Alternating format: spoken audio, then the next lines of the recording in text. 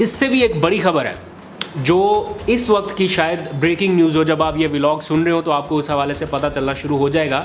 Imported हुकूमत और रजीम change के ख़िलाफ़ इमरान खान की ग़ुलामी नामंजूर तहरीक का आज एक और दिन था। आज कोई जलसा नहीं हुआ, लेकिन कल जो जेहलम में जलसा हुआ उसके कुछ मज़ीद विजुअल्स हैं जलसे के बाद के, वो मैं आपके सामने थोड़ी देर में रखूँगा। एक DPO साहब हैं जेहलम के, वो पहुंचे इमरान खान से तस्वीर बनाने, बड़े उनके फ़ैन लग रहे थे, तो फ़ैन मोमेंट काइंड ऑफ वो एनवायरनमेंट था। मैं आपको दिखाऊंगा जब उनसे कहा गया भाई अपने रिस्क पे बनाना तस्वीर, अगर कल को हुकूमत ने मुअत्तल कर दिया तो फिर जिम्मेदारी इमरान खान पे ना डालना। तो वो जो साथी थे उनके वो क्या कह रहे थे वो मैं कुछ देर में आपको विजुअल्स दिखाऊँगा। इस वक्त वैसे जो सियासी सूरत हाल है वो भी बड़ी ख़तरनाक सी होती जा रही है, क्योंकि डॉलर, मईशत और इमरान खान, ये तीनों चीज़ें इस वक्त हुकूमत के कंट्रोल से बाहर जाती दिखाई दे रही हैं। ये तीनों चीज़ें काबू में नहीं आ रही सारी कोशिशें करने के बावजूद, और यही वजह है कि एक बड़ी बैठक सजाई जा रही है लंदन में। और आपको पता है, आपने विजुअल्स देख भी लिए होंगे, पहली बार ऐसा हो रहा है जब पूरी की पूरी काबीना कोई बुला लिया गया कि आए लंदन में बैठ के बात करते हैं। तो ये फिर एक लंदन प्लान है, इसमें से क्या निकल सकता है? कुछ लोग ये सोच रहे हैं कि शायद कबल अज़ वक्त इंतखाबात के हवाले से कोई हतमी मुशावरत है, लेकिन जो बहुत करीबी हल्के हैं उनसे भी बातचीत करके देख ली है, वो बताते हैं कि कबल अज़ वक्त इंतखाबात एक सेकंड एजेंडा है, उसके ऊपर तो ज़ाहिर बात है मुशावरत होगी, लेकिन असल चीज़ या असल प्लान जो है वो कुछ और है। उस हवाले से आपको फर्दर मैं अपडेट करूंगा। कुछ चीज़ें कंफर्म होना बाकी हैं, एवं तुक्का नहीं ना मारते फिर आप लोग कहेंगे कि गलत खबरें बता दी। कुछ और चीज़ें हैं जो पसे पर्दा डिस्कस हो रही हैं, यहाँ पर अभी नहीं कर सकते, लेकिन उसके ऊपर बातचीत की जा रही है। रात गए आसिफ जरदारी ने नवाज शरीफ से फ़ोन पर रब्ता किया और उन्हें कायल करने की एक तरह से कोशिश की कि कबल अज़ वक्त इंतखाबात अभी फौरी नहीं, 3 महीने लगें या 4 महीने लगें, लेकिन होने तब है जब हम इंतखाबी इस्लाहात कर लें, जब ओवरसीज़ पाकिस्तानियों को वोटिंग राइट का जो हक़ दिया गया है वो ख़त्म हो जाए, जब नैब इस्लाहात हो जाएँ और बहुत सारे मामलात को जब मुकम्मल कर लिया जाए, उस वक्त जाएँ कबल अज़ वक्त इंतखाबात की तरफ। होना तो अल्टीमेट वही है, क्योंकि कोई और ऑप्शन इस वक्त दिखाई नहीं दे रही। हुकूमत कोई रिस्क ले ही नहीं सकती, मुआशी मामलात इस कदर गंभीर हैं कि कोई फ़ैसला कर ही नहीं सकती हुकूमत जब तक उसके पास प्रॉपर मैंडेट ना हो। अभी इस वक्त 2-3 वोटों का जो मैंडेट है और ये पता भी नहीं है कि कब तक जारी रहेगा, उस वक्त तक हुकूमत ज़ाहिर बात है उस तरह से डिसीजन ले ही नहीं सकती, वो इमरान खान की गवर्नमेंट हो या मौजूदा जो गवर्नमेंट हो। इतने कम वक्त के मिले हुए मैंडेट में इतने बड़े फ़ैसले, और वो भी ऐसे जो कठिन फ़ैसले हों और जिसका डायरेक्ट आवाम के ऊपर इम्पैक्ट पड़ना है, वो फ़ैसले हुकूमत इस वक्त नहीं कर सकती। लेकिन इससे भी एक बड़ी खबर है जो इस वक्त की शायद ब्रेकिंग न्यूज़ हो। जब आप ये व्लॉग सुन रहे हो तो आपको उस हवाले से पता चलना शुरू हो जाएगा कि जो मैंने 2-3 दिन पहले के व्लॉग्स में आपको बताया था कि बैकडोर राब्ते हो रहे हैं और कोशिश की जा रही है कि मई में ही किसी तरह से नए इंतखाबात के लिए ऐलान करा दिया जाए। तो बैकडोर राब्ते आज भी हुए और इमरान खान तक पैगाम पहुंचाया गया, लेकिन ज़राए ऐसा बताते हैं, बल्कि अब तो ऑफिशियल कंफर्मेशन भी आ गई इसकी, कि इमरान खान ने ये कह दिया है कि जब तक इलेक्शन अनाउंस नहीं हो जाते वो ना किसी से बात करने के लिए तैयार हैं और ना ही किसी से मुलाकात करने के लिए तैयार है। तो ये एक सॉलिड फर्म स्टैंस इस वक्त इमरान खान ने ले लिया है। मेरी भी कुछ लोगों से बात हुई, उन्होंने बताया कि भाई इमरान खान ये कहते हैं कि इलेक्शन से कम तो किसी मामले पर गुफ्तगू नहीं होगी। अब ये कौन उनसे गुफ्तगू कर रहा है या क्या चाहते हैं, इस बारे में फिर कभी आपको बता देंगे। आप खुद समझदार हैं कि कौन बात करना चाहता होगा या क्या मैसेजेस कन्वे हो रहे हैं। तो हम इस सारे मामले में जो एक इस वक्त की जो सबसे बड़ी रुकावट है नए इंतखाबात की राह में, जो संजीदा हल्के हैं और जो बाखबर हल्के हैं, वो समझ रहे हैं आसिफ जरदारी को, बिकॉज़ आसिफ जरदारी इस सारे मामले में सबसे ज़्यादा लूज़ कर सकते हैं अगर कबल अज़ वक्त इंतखाबात होते हैं, इसलिए कि उनके पास एक सूबे की हुकूमत है। वो ये मौक़िफ़ रखते हैं कि अगर यही सारी प्रैक्टिस करानी थी कबल अज़ वक्त इंतखाबात की, जिसके नतीजे में उनकी अपनी सूबे की हुकूमत ही ख़त्म हो जाएगी, तो फिर उन्हें इतना सब कुछ करने का क्या फ़ायदा। प्लस वो और भी किसी बड़ी गेम में है। डॉट्स को थोड़ा सा कनेक्ट करते जाएँ तो आपको आज ब्रेकिंग न्यूज़ तो मिल ही गई होगी कि जो सदारती रेफरेंस था मुनहरिफ अराकीन की नाअहली के हवाले से, वो भी मुस्तरद कर दिया है इलेक्शन कमीशन की तरफ से। PTI के अरकान कहते हैं कि उन्हें इस बारे में पहले से ही पता चल गया था, जो बॉडी लैंग्वेज इलेक्शन कमीशन के अराकीन की और चीफ इलेक्शन कमिश्नर की थी, उससे उन्हें आइडिया हो गया था कि ये मुस्तरद होने जा रहा है। किसी हद तक ये होना ही था। उसकी रीज़न ये है कि शाह महमूद कुरैशी ने जब ऐलान किया था, या वो जब वज़ीर आज़म के कैंडिडेट बन गए थे इलेक्शन लड़ने के लिए, तो एक बार वोटिंग ज़रूर करा लेनी चाहिए थी, क्योंकि अगर एक बार वोटिंग हो जाती, बेशक जीतते या हारते वो तो सबको पता ही है कि क्या नतीजा निकलना था, लेकिन वोटिंग हो जाती और मुनहरिफ अरकान उस वोटिंग में शाह महमूद कुरैशी का साथ ना देते, उसके बाद इनके रेफरेंस में ज़्यादा जान पड़ती। लेकिन चूँकि वोटिंग हुई नहीं तो उस तरह से उन्होंने इनहराफ ही नहीं किया, वो मुर्तकब नहीं हुए। ऑल्दो कि ये प्ली ली जा रही है कि जनाब ये उनकी पार्लिमानी पार्टियों के इजलास में जा के शरीक होते रहे, जो दूसरी जमातें थीं पीडीएम की जमातों के साथ, उनकी मीटिंग्स में, उनके एशाइयों में शरीक होते रहे।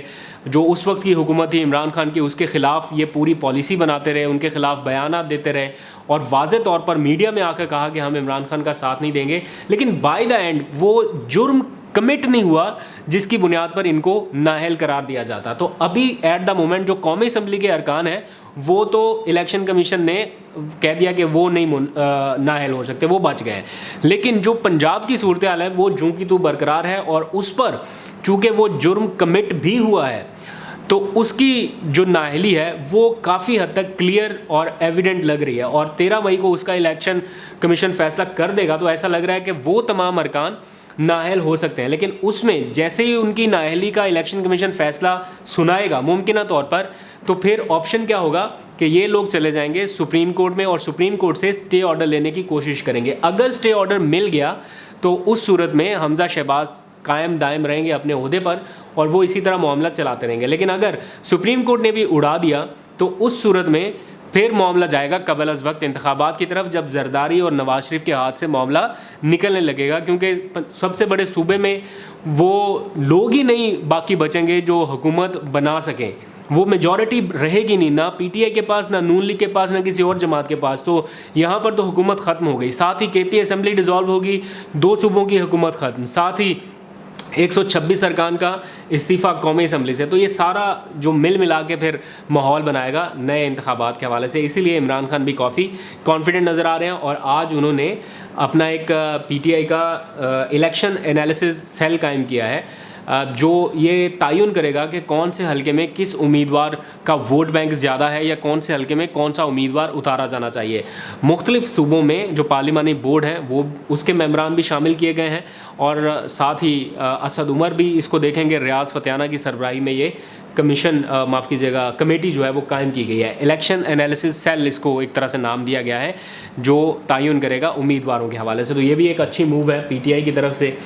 आखिर में थोड़ी सी बात आसिफ जरदारी के आज की प्रेस कॉन्फ्रेंस के बिल्कुल आखिरी लम्हात में कही गई बात, जो उन्होंने फिर हाज़िर सर्विस कोर कमांडर का नाम लेकर कही। जारी बात है इस तरह का माहौल बना हुआ है कि कोई कुछ भी कह देता है। हम तो पहले दिन से कह रहे हैं कि मत लेके आएँ फ़ौज को इस सारी सियासी मामलात में, ना घसीटें। फ़ौज खुद भी कह रही है, आप भी ना घसीटें। लेकिन आज फिर उन्होंने जिस तरह का कमेंट किया एट द एंड और फिर आखिर में उन्हें वजाहत देनी पड़ेगी कि वो गैर इरादी तौर पर उनके मुंह से निकल गई थी वो बात, वो कहना नहीं चाहते थे लेकिन ऐसे ही बस क्या हो गया, जिस पर उन्होंने वजाहत दी है कि उसे कंसीडर ना किया जाए। अब तो खैर वो कहते हैं कमान से निकला तीर और मुंह से निकली बात किधर वापस आती है। अब तो हर जगह सोशल मीडिया पर और इधर उधर चल गई, लेकिन बहरहाल उनकी तरफ से वजाहत आई है।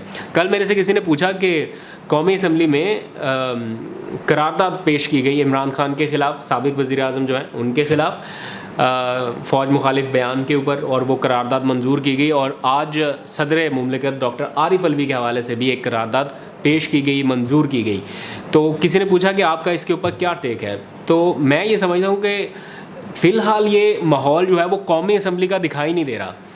मतलब इस मुल्क की जो सबसे बड़ी नेशनल जमात है वो तो इस असम्बली से आउट है।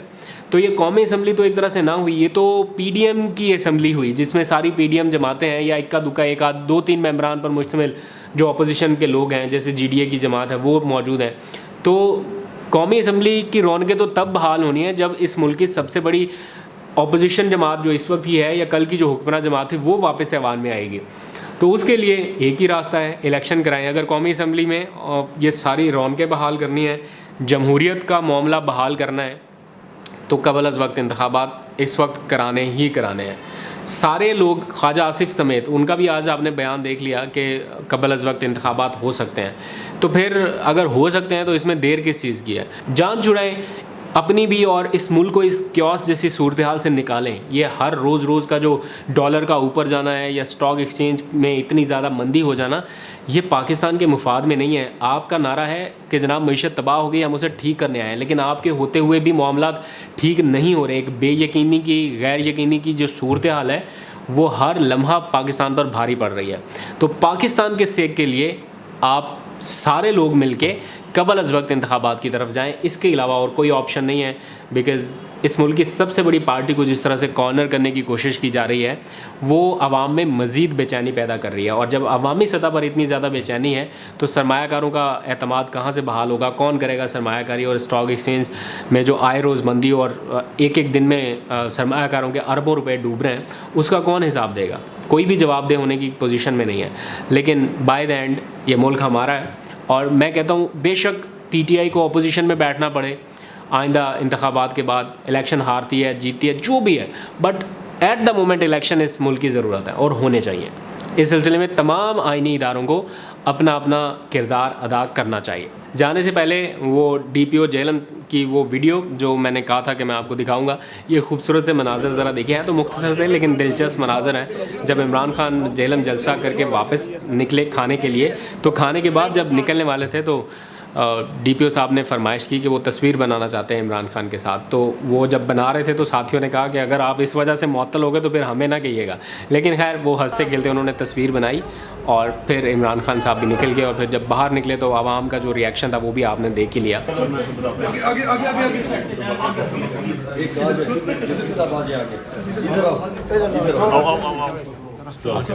डीएसपी साहब आगे डीएसपी साहब ने नौकरी का ले लिया।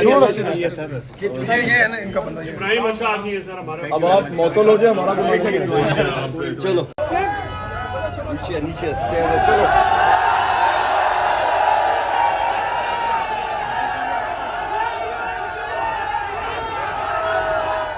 तो आज तक के लिए इतना ही। अपना बहुत सा ख्याल रखिएगा। खुदा हाफिज़।